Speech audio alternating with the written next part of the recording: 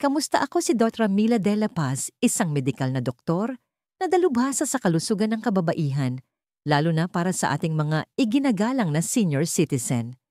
Sa mahigit 30 taon ng aking karanasan, inialay ko ang aking karera sa pagtulong sa mga kababaihan sa buong Pilipinas na muling mahanap ang kanilang sigla, intimasiya at respeto sa sarili habang tinatahak nila ang kanilang mga huling taon. Natagpuan siyang nag-iisa na kayok-kayok. Walang mga senyales ng pinsala, walang sigaw, para humingi ng tulong, isang tahimik na pagtatapos lamang matapos ang dapat sanay isang pribadong sandali ng ginhawa. At ang nakakalungkot, hindi lang siya ang nag-iisa. Bawat taon, libo-libong mga nakatatandang babae ang gumagawa ng parehong tahimik na pagkakamali sa pag-aakalang ang masturbasyon ay hindi nakakapinsala, automatiko o walang kabuluhan. Ngunit narito ang katotohanang ayaw aminin ng sinuman. Kapag ginawa sa maling paraan, maaari nitong unti-unting ubusin ang iyong lakas, pahinain ang iyong sirkulasyon at maging ang iyong puso. At sa oras na lumitaw ang mga babala, madalas ay huli na ang lahat. Nakipagtrabaho ako sa mga retiradong guro, ehekutibo, alagad ng sining tagapag-alaga, at mga lola na hindi kailanman inakala na ang tahimik na gawaing ito ay maaaring makaapekto sa kanilang presyon ng dugo, sa kanilang tulog, sa kanilang memorya o sa haba ng kanilang buhay. Ngunit narito ako para sabihin sa inyo ito ay may epekto dahil ang katotohanan, karamihan sa mga babaeng higit sa 100 anyos ay walang ideya na ang ilang mga gawi sa masturbasyon, mga gawi na marahil ay daladala na nila sa loob ng mga dekada, ay tahimik na ngayong nagdudulot ng masamang epekto. Kung ito man ay kung paano mo ito ginagawa, gaano kadalas, bakit o kung ano ang iniisip mo habang ginagawa ito, ang mga maliliit na pagpiling ito ay maaaring nakakagambala sa iyong mga hormone, nagpapahina sa iyong pelvic floor at nagsisimula ng isang serye ng mga problemang pangkalusugan na madalas ay hindi napapansin ng mga doktor.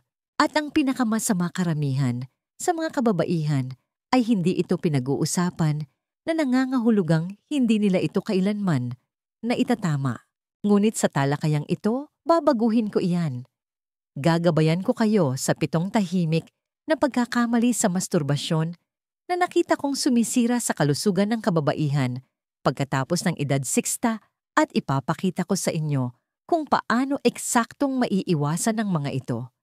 Walang paghuhusga, walang hiya, tanging payong nakabatay sa agham na maaaring magdagdag ng mga taon sa iyong buhay, magpanumbalik ng enerhiya sa iyong katawan at ibalik ang dignidad sa napaka-personal na bahaging ito ng iyong kalusugan. Malalaman ninyo kung bakit ang ilang mga kababaihan ay nakakaramdam ng bagong uri ng pagkapagod, kung bakit ang iba ay dumaranas ng mga isyu sa pag-ihimahinang pakiramdam o pagbagsak ng emosyon, at kung paano maaring mabago ng isang pribadong pagtatama ang lahat ng ito. At manatili kayo sa akin dahil ang huling pagkakamali ay ang bihirang banggitin kahit ng mga doktor, ngunit ito ang numero 1 dahilan kung bakit napakaraming nakatatandang kababaihan ang tahimik na nawawalan ng kanilang lakas, pagnanasa at haba ng buhay bago sumapit ang edad I. Kung nagmamalasakit kayo sa inyong kalusugan, inyong kalayaan, at sa mga darating na taon, ito ang katotohanang hindi sinabi sa inyo, ngunit nararapat ninyong marinig. Magsimula na tayo. Bago tayo magpatuloy, kung sa tingin ninyo ay mahalaga ang impormasyong ito, hinihikayat ko kayong makisali sa mga nilalamang tulad nito na inuuna ang inyong kapakanan. Ang inyong puna ay nakakatulong sa paglikha ng mas mahuhusay na mapagkukunan. Ngayon, magsimula tayo sa una at marahil ang pinakamapanganib na hindi napapansing pagkakamali, na tahimik na naglalagay sa panganib sa hindi mabilang na mga nakatatandang kababaihan araw-araw. Pagwawalang bahala sa iyong mga limitasyon sa cardiovascular. Hindi ko malilimutan ang hitsura sa mukha ng kanyang anak na babae.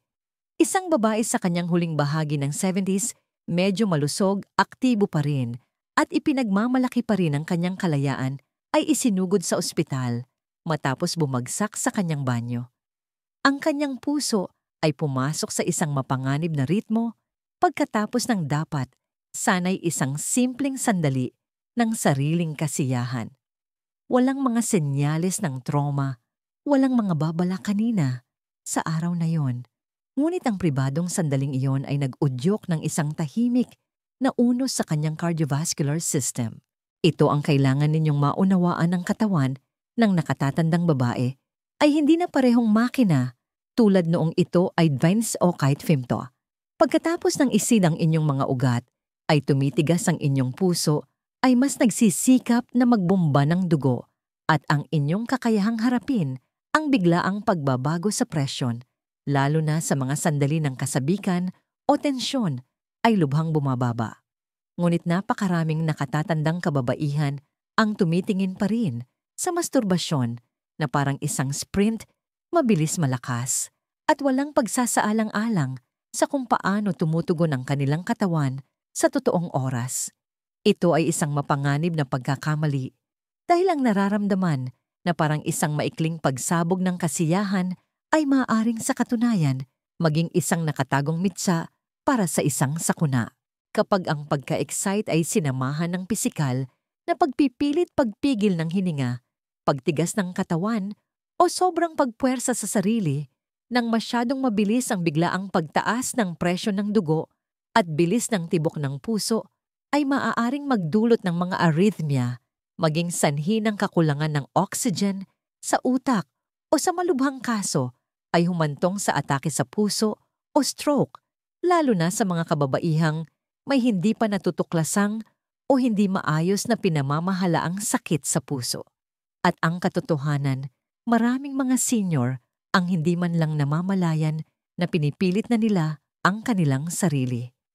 Ipinagkakamali nila ang pagkahilo o kakapusan sa hininga bilang pagod. Binabaliwala nila ang paninikip ng dibdib o palpitations. Hindi nila pinapansin ang mga bulong ng kanilang katawan hanggang sa isang araw ay sumigaw na ito. Hindi ito tungkol sa kahihiyan. Hindi ito tungkol sa pagtigil. Ito ay tungkol sa kaligtasan. Kailangan ninyong lapitan ng intimasya ng may parehong kamalayan na inyong ibibigay sa yoga o sa pag-akyat sa isang burol, maging mulat sa inyong paghinga. Huwag magpakatigas o magmadali. Kung pakiramdam ninyo ay kumakabog ng malakas ang inyong dibdib o nagsisimula kayong pagpawisan ng sobra huminto, iyan ang sinasabi ng inyong katawan na ito ay nasa ilalim ng stress, hindi kasabikan. At narito pa ang isang bagay na paulit-ulit kong nakikita, ang mga babaeng nag-iisa na hindi nakikipag-usap sa sino man tungkol dito ay ang mga nasa pinakamalaking panganib. Hindi nila kailanman sinasabi sa kanilang doktor na nahihilo sila pagkatapos ng orgasm. Hindi nila kailanman inaamin na minsan ay nawalan sila ng malay matapos tumayo ng masyadong mabilis. At dahil sila ay nananatiling tahimik, nananatili sila sa panganib. Ang masturbasyon ay hindi likas na mapanganib kahit na sa inyong 70s o 80s. Ngunit kapag binaliwala ninyo ang inyong mga limitasyon sa cardiovascular, naglalaro kayo sa apoy, isang tahimik na apoy.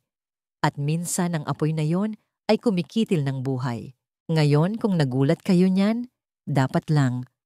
Ngunit nagsisimula pa lang tayo dahil paano kung sabihin ko sa inyo na ang mismong bagay na ginagamit ng karamihan sa mga kababaihan para tulungan silang makaramdam muli ng kasiyahan, ang bagay na inaakala nilang nagpapanatili sa kanila na bata, ay sa katunayan ay unti-unting umuubos sa kanilang utak, kanilang mga hormone, at maging sa kanilang motibasyon para mabuhay.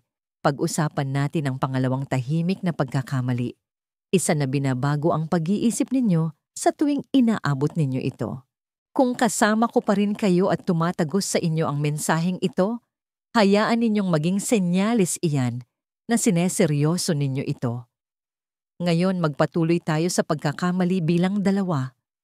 Maaaring mas mapanira ito kaysa sa inyong inaakala. 2.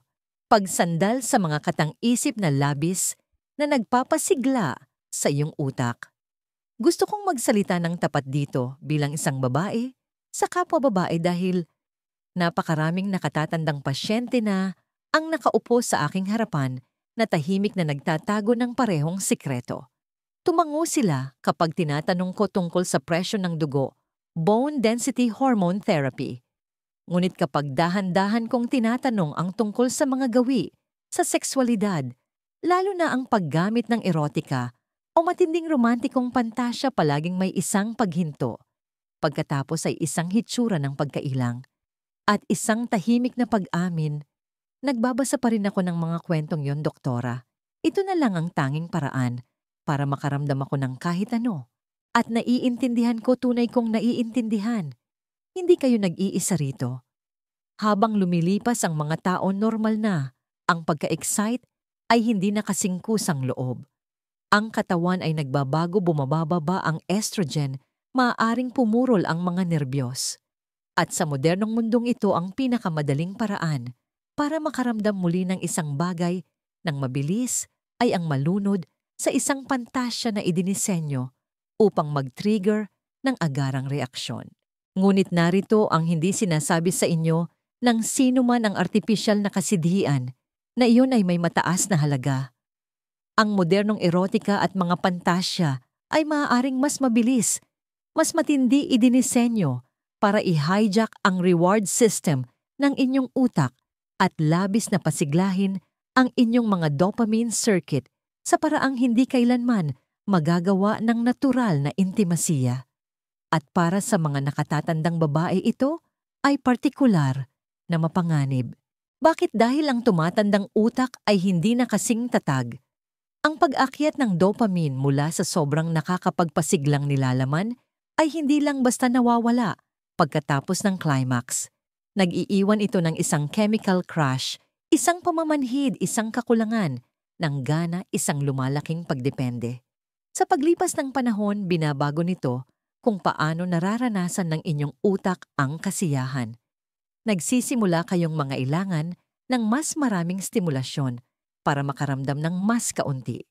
Nawawalan kayo ng interes sa tunay na koneksyon sa banayad na haplos ng isang kapareha, sa mga simpleng sandali ng paglalapit. Nagdurusa ang inyong tulog, bumabagsak ang inyong mood. Maaari pa ninyong maramdaman na hindi na kayo ang inyong sarili, magagalitin hindi mapakalihongkag. Nakakita na ako ng mga babaeng nahulog sa siklong ito, nag-iisa sa kanilang mga iniisip, araw-araw hinahabol ang isang high na hindi kailanman lubos na nakakasapat. At ang pinsala ay hindi humihinto sa utak. Ang talamak na labis na stimulasyon ay naiugnay sa mga hormonal imbalance, mas mataas na pagkabalisa at isang nabawasang kakayahang mag-orgasm mula sa normal na pisikal na haplos.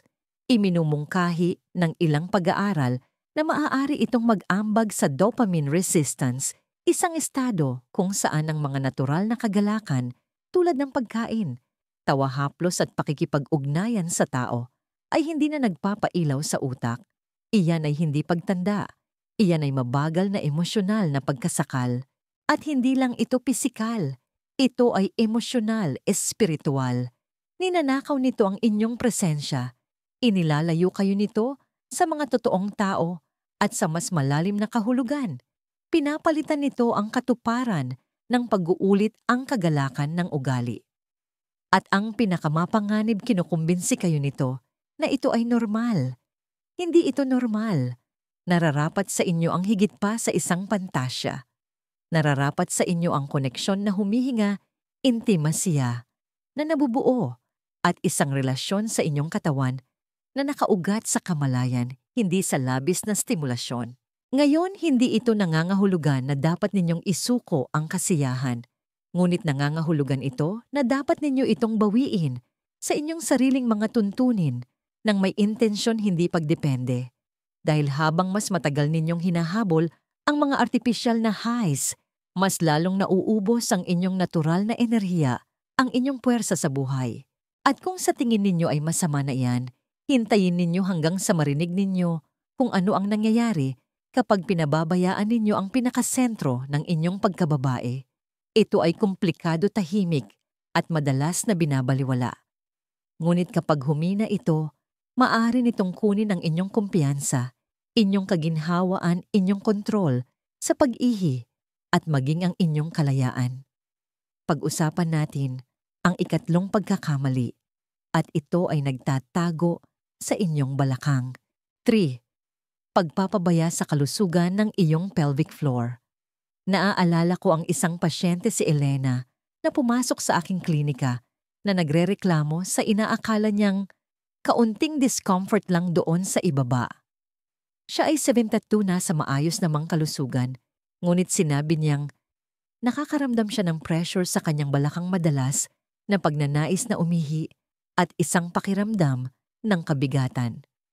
Ang nakakuha ng pansin ko ay ang kanyang pag-aalinlangan.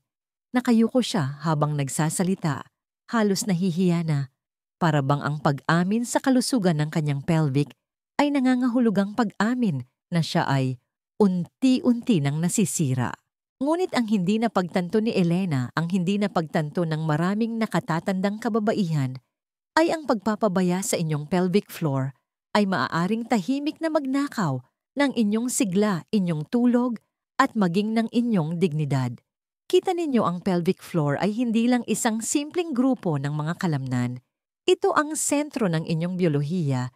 Bilang babae sumusuporta sa inyong pantog matris at bituka at gumaganap ng isang mahalagang papel sa sexual na sensasyon at paggana.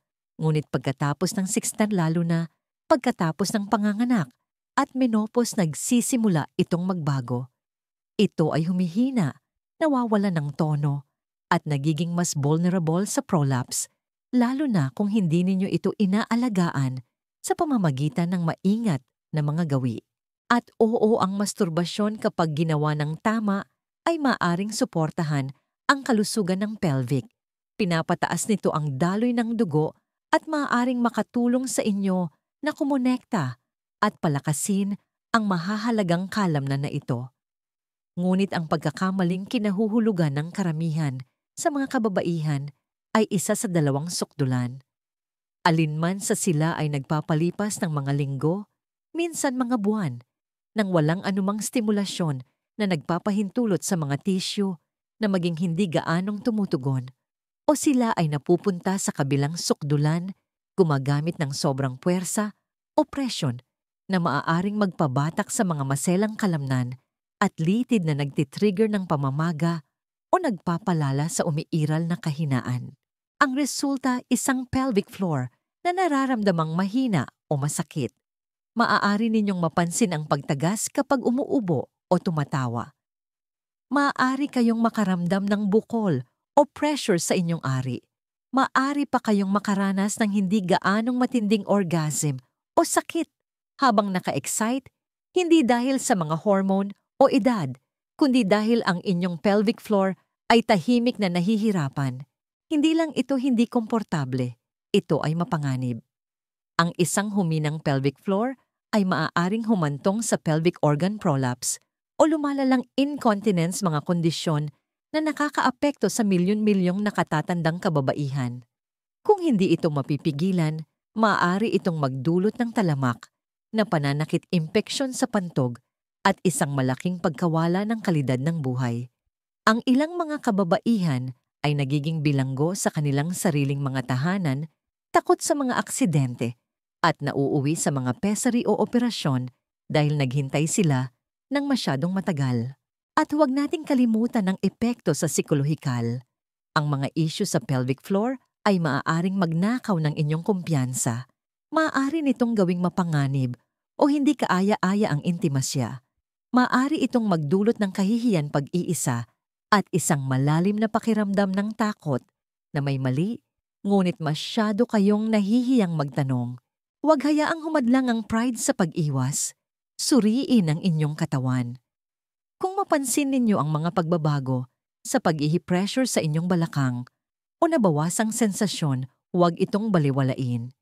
Kausapin ang inyong doktor. Baguhin ang inyong mga gawi.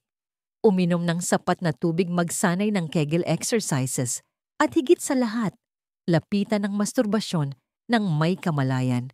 Dahil kapag ginawa ng tama, makakatulong ito sa inyong pelvic floor.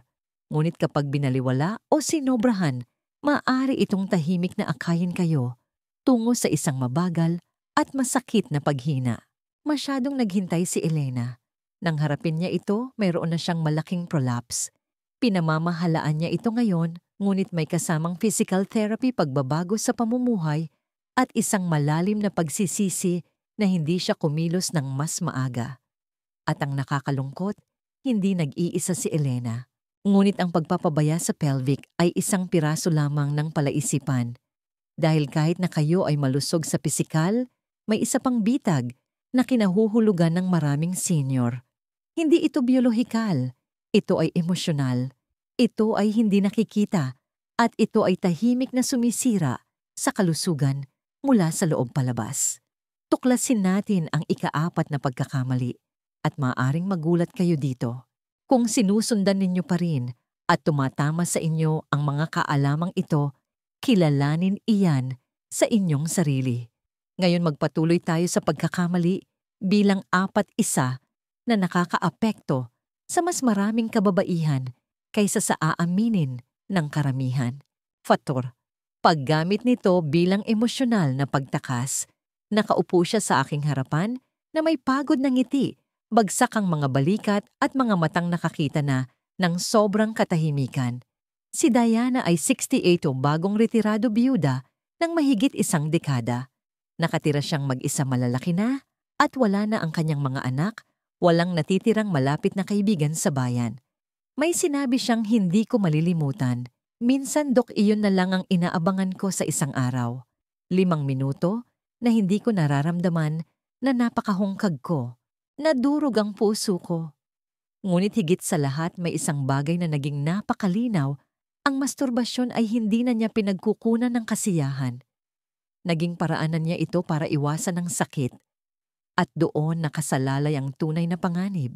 Kapag ginagamit ng mga nakatatandang kababaihan ang masturbasyon para tumakas sa halip na kumonekta, ito ay nagiging isang maskara, hindi isang gamot.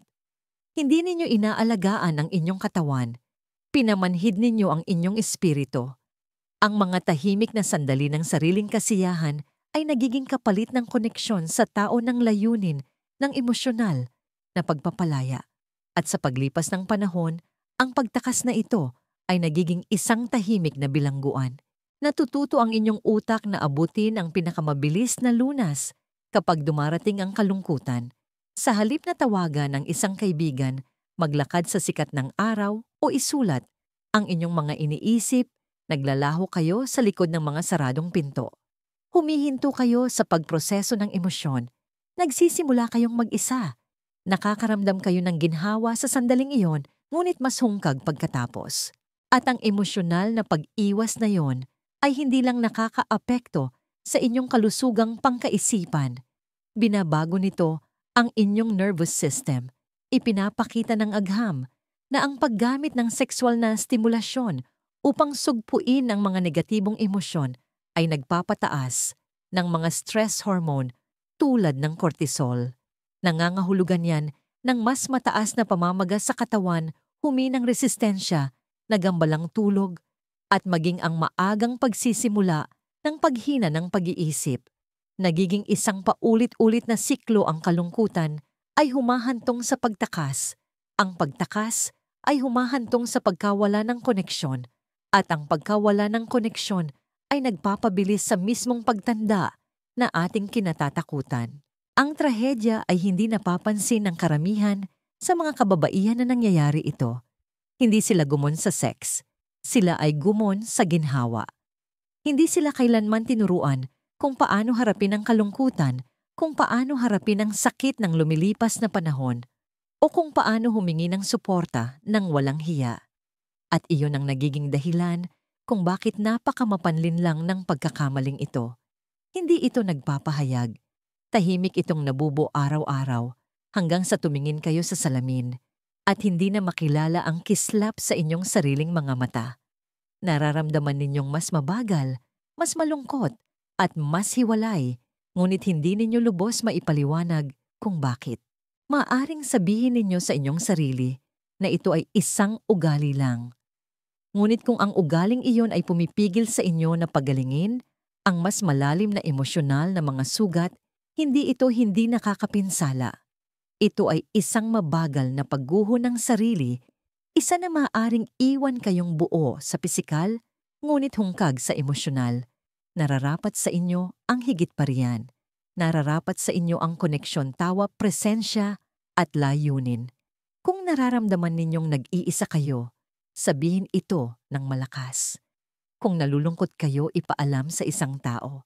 Dahil walang climax, gaano man katindi ang maaaring pumalit sa isang mainit na yakap, isang mabait na salita, o isang tunay na pag-uusap. Ngunit may isa pang pagkakamali, isa na mas pisikal, mas agaran, at nakakagulat na hindi pinapansin. Wala itong kinalaman sa emosyon at lahat ay tungkol sa paraan ng pagpoposisyon ninyo ng inyong katawan at ang pinsalang maaaring idulot nito sa inyong sirkulasyon at paggalaw. Suriin natin ang ikalimang pagkakamali at nagsisimula ito sa kung paano kayo umupo. Migi, masturbasyon, nang walang pagsali ng kalamnan. May isang bagay na hindi napagtatanto ng maraming kababaihan, isang bagay na nakita ko mismo sa aking mga pasyente nang paulit-ulit. Lumalapit sila sa akin na nagrereklamo tungkol sa mahinang mga binti, pamamanhid sa kanilang mga paa, mahinang balanse, o pagkawalan ng sensasyon sa kanilang pelvic area. Karamihan ay ipinapalagay na ito ay pagtanda lang. Ngunit kapag mas malalim kaming nag-uusap, kapag tinatanong ko tungkol sa mga pang-araw-araw na rutina, kahit na ang mga pribado isang tahimik na katotohanan, ang madalas na lumilitaw, ginugugol nila ang napakaraming oras sa pagbibigay kasiyahan sa sarili sa mga posisyong pisikal na nakakapinsala, nakakukubabaluktot ang upo, o nakahiga ng patag na ganap na hindi gumagalaw ang kanilang mga kalamnan. Ngayon, alam kong maaaring mukha itong maliit na bagay. Maaaring iniisip ninyo, naku doktora, ganoon ba talaga kahalaga kung paano ako umupo kapag ginagawa ko iyon? Oo, talagang mahalaga. Dahil ang paraan ng pagpoposisyon ninyo ng inyong katawan sa mga sandaling ito ay direktang nakakaapekto sa daloy ng dugo, paggana ng nerbiyos at pangmatagalang kalusugan ng kalamnan. Kapag nasa 30s o 40s kayo kayang makabawi ng inyong sirkulasyon, bumabalik ang inyong mga tissue at ang inyong pelvic floor ay gumagana pa rin nang hindi masyadong iniisip.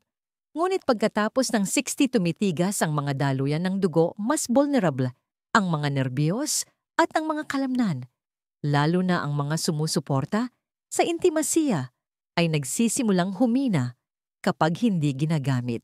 Kung gugugulin ninyo ang mga pribadong sandaling iyon sa isang bagsak, naiipit na posisyon, ginugutom ninyo ang inyong ibabang bahagi ng katawan at pelvic region ng dugo at oxygen na kailangan nila.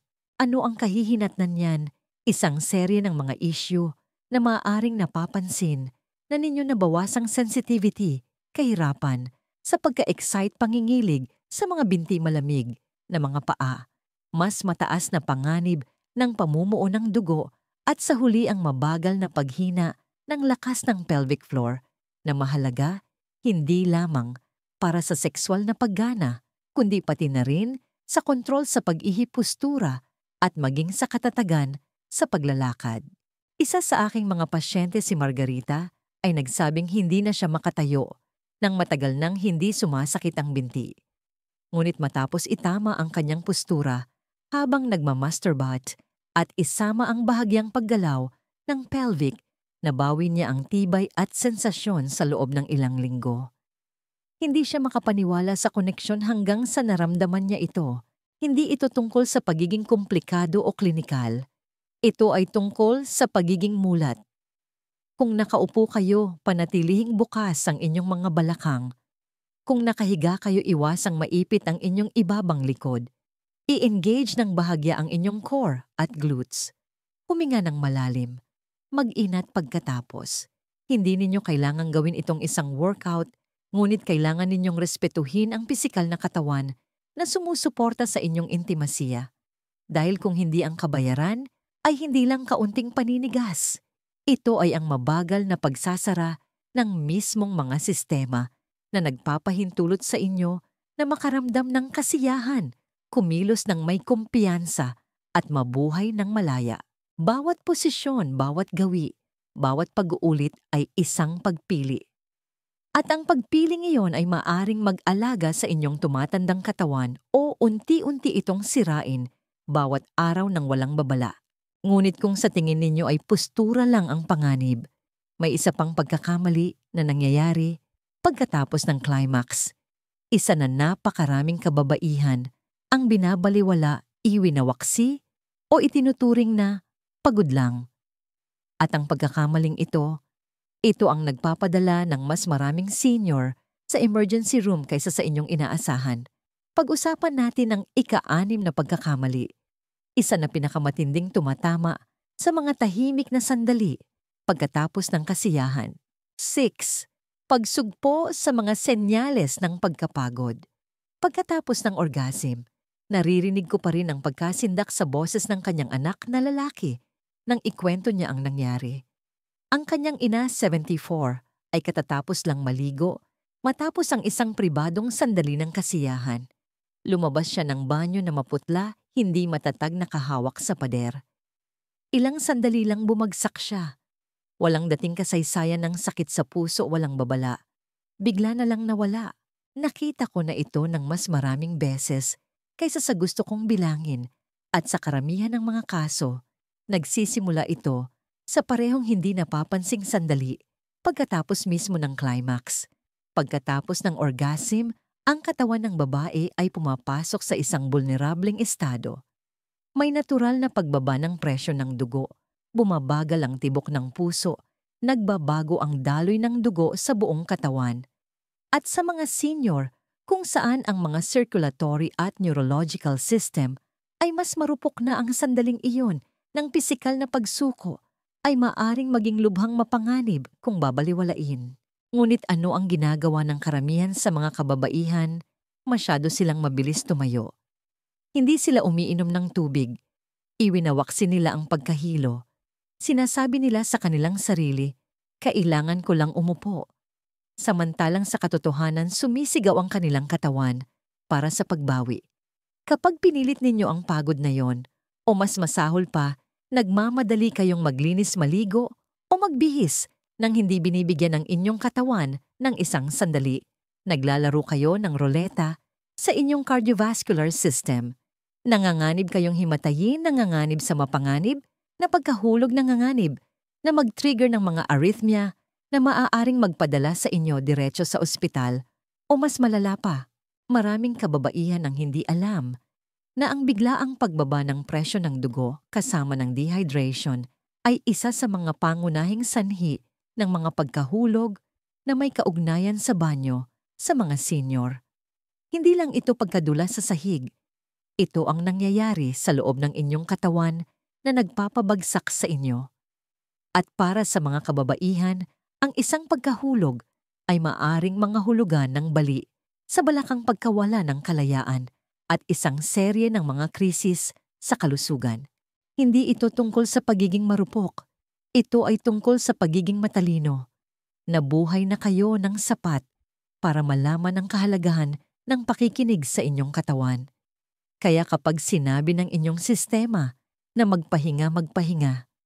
Kapag hindi pantay ang inyong pulso, huwag itong baliwalain.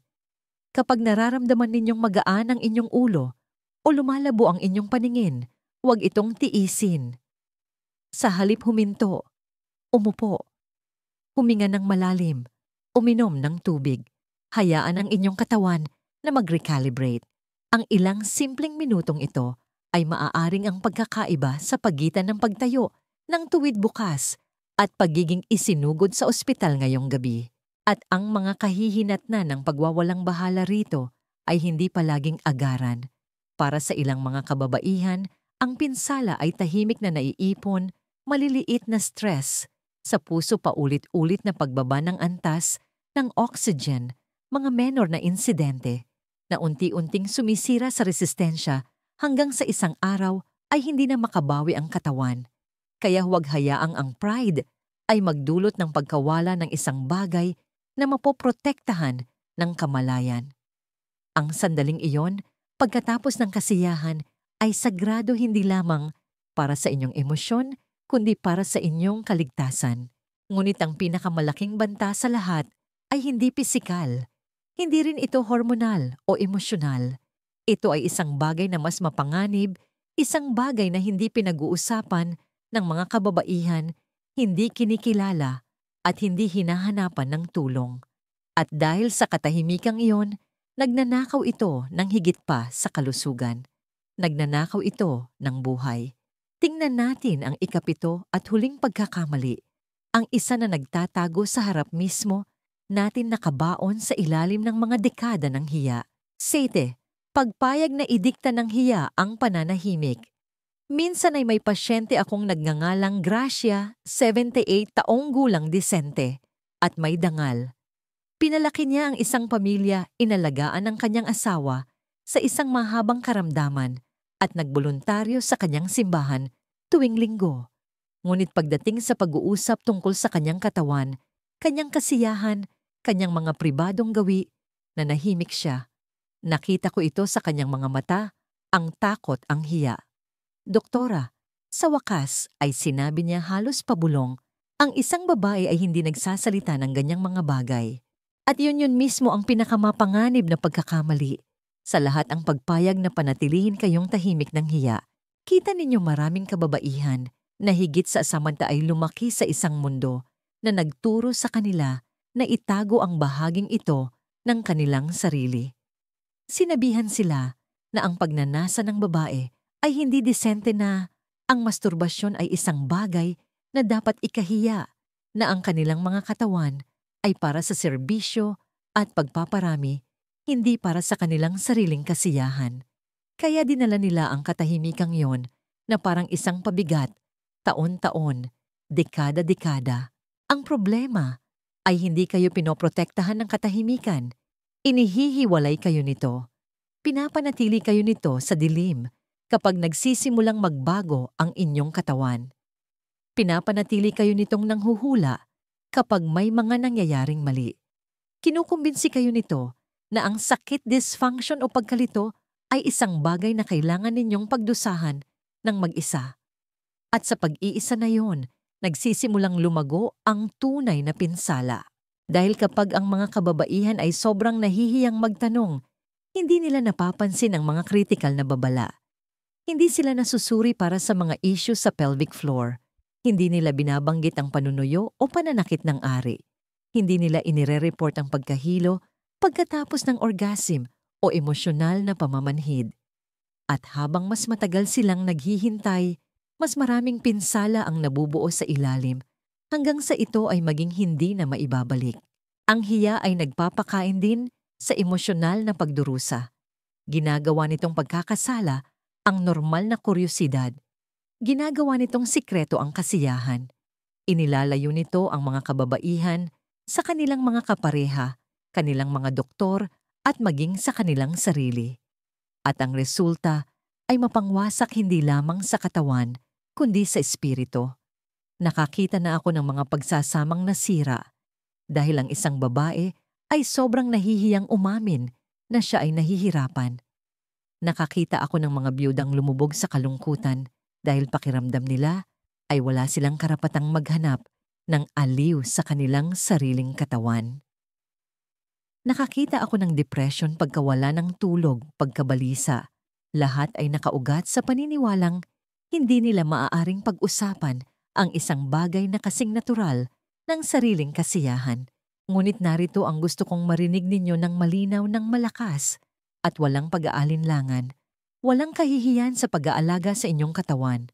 Walang kahihiyan sa pagtatanong. Walang kahihiyan sa pagnanais na makaramdam na buhay. Nakarating na kayo sa yugtong ito ng buhay. Nagtiis kayo ng mga paghihirap na lampasan ng takot, umangkop sa pagbabago. Huwag hayaang ang mga makalumang paniniwala ay magnakaw sa inyo ng sigla na mayroon pa kayo. Magsalita kayo. Magtanong sa inyong doktor. Kausapin ang isang kaibigan. Makisali sa mga mapagkukunang tulad nito. Hindi kayo nag-iisa. Hindi kayo kailanman nag-iisa dahil kapag sa wakas ay sinira ng mga kababaihan ang katahimikang iyon, isang hindi kapanipaniwalang bagay ang nangyayari. Nagsisimula silang gumaling hindi lamang sa pisikal, kundi sa emosyonal. Nagkakaroon sila ng kalinawan. Nababawi nila ang kumpiyansa. At para sa marami ito, ang simula ng isang bagong kabanata, hindi ang katapusan. Kaya huwag hayaang paikliin ng hiya ang inyong buhay. Hayaang pahabain ito ng kaalaman, kamalayan at katapangan. Konklusyon, isang panawagan sa kamalayan at pagkilos. Kung kasama ko pa rin kayo, may mahalagang sinasabi yun sa akin. Nagmamalasakit kayo. Hindi lang sa kasiyahan, hindi lang sa pag-iwas sa discomfort, kundi sa tunay na pag-aari sa inyong kalusugan at inyong kinabukasan. At iyan pa lang ay nagpapaiba na sa inyo. Marami tayong napag-usapan at ang ilan dito ay hindi madaling pakinggan. Hindi ito ang uri ng mga pag-uusap na karaniwang ginagawa ng mga doktor sa kanilang mga nakatatandang pasyente. Sa totoo lang, marami ang umiiwas dito. Ngunit natutunan ko pagkatapos ng mahigit 30 taon sa larangang ito na ang mga hindi na pag-uusapang paksa ay madalas na siyang tahimik na nagdudulot ng pinakamalaking pinsala. At ang isang ito, kung paano hinaharap ng mga nakatatandang kababaihan ang sariling kasiyahan, ay maaring isa sa mga pinakanapabayaan at hindi nauunawaan. Balikan natin sandali ang ating natuklasan. Pagwawalang bahala sa iyong mga limitasyon sa cardiovascular, sobrang pagpuwersa sa iyong katawan, sa mga sandali ng pagka-excite, pagsandal sa mga labis na nakakapagpasiglang katang-isip, paghijak sa reward system ng iyong utak at pagdudulot ng emosyonal at hormonal na pagkaubos. Pagpapabaya sa kalusugan ng iyong pelvic floor, pagpayag na masira ng kahinaan, o pagpipilit ang mahalagang sistemang suporta na ito. Paggamit nito bilang emosyonal na pagtakas, pagpamanhid sa mga damdamin, sa halip na iproseso ang mga ito na humahantong sa mas malalim na pagkakahiwalay. Masturbasyon ng walang pagsali ng kalamnan, ang masamang postura at kakulangan ng paggalaw ay nakakasama sa sirkulasyon at kalusugan ng muskuloskeletal. Pagsugpo sa mga senyales ng pagkapagod pagkatapos ng orgasm, pagmamadali sa pagbawi at paglalagay sa panganib ng mga cardiovascular event o pagkahulog. Pagpayag na idikta ng hiya ang pananahimik, pagpayag na pigilan ng kahihiyan ang paghingi ng tulong o impormasyon na humahantong sa mga nagpapatong-patong na problema. Kung alinman sa mga pagkakamaling ito ay pamilyar sa inyo, gusto kong malaman ninyo ang isang bagay: walang kahihiyan sa pagkatuto, walang kahihiyan sa pagbabago, at talagang walang kahihiyan sa pag-aalaga sa inyong katawan, lalo na ngayon. Nakarating na kayo sa yugtong ito ng buhay, hindi iyan maliit na bagay. Pinaghirapan ninyo ang karapatang maranasan ang intimasya ng may karunungan, may grasya, at walang takot. Ngunit nangangailangan ito ng tapang, nangangailangan ito ng pagninilay, at oo, nangangailangan ito ng pagkilos. Ang impormasyong ito ay hindi para takutin kayo, kundi para bigyan kayo ng kapangyarihan.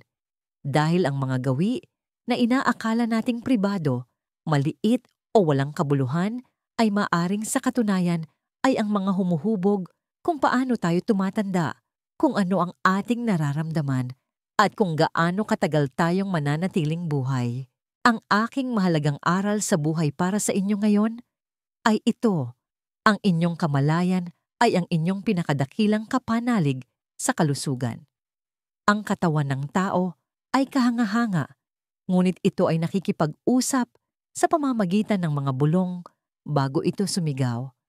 Ang pakikinig sa mga bulong na yon, ang pagkilala sa mga maliliit na pagbabago, pagtatanong sa discomfort, at paghahanap ng kaalaman ay hindi tanda ng kahinaan, kundi ng malalim na lakas at paggalang sa sarili. Kayo ang pangunahing tagapag-alaga ng inyong kapakanan. Kaya narito ang aking hamon sa inyo: pumili ng isa sa 7 pagkakamali na pinakatumatak sa inyo, isa lang at gumawa ng pagbabago. dahan-dahan. Umupo ng iba.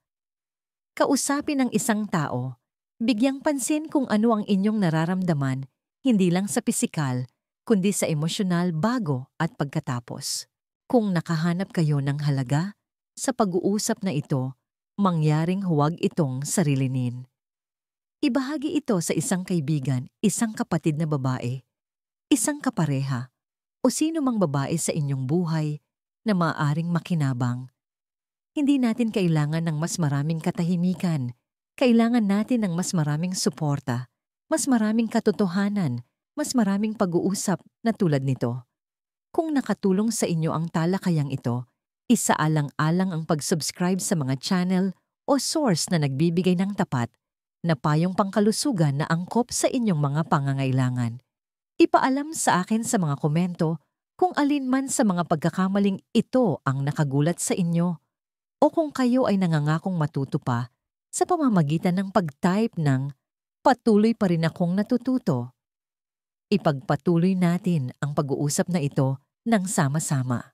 Dahil tunay kong pinaniniwalaan ito, ang inyong pinakamahuhusay na taon ay maaaring nasa hinaharap pa. Ngunit kung poprotektahan ninyo lamang ang pinakamahalaga, hindi lang ang inyong katawan, kundi ang inyong kamalayan, inyong katapangan, at inyong kahandaang patuloy na lumago. Hindi pa kayo masyadong matanda, hindi pa huli ang lahat, at tiyak na hindi kayo nag-iisa. Mahalaga ang inyong kalusugan at mahalaga kayo. Salamat sa inyong oras.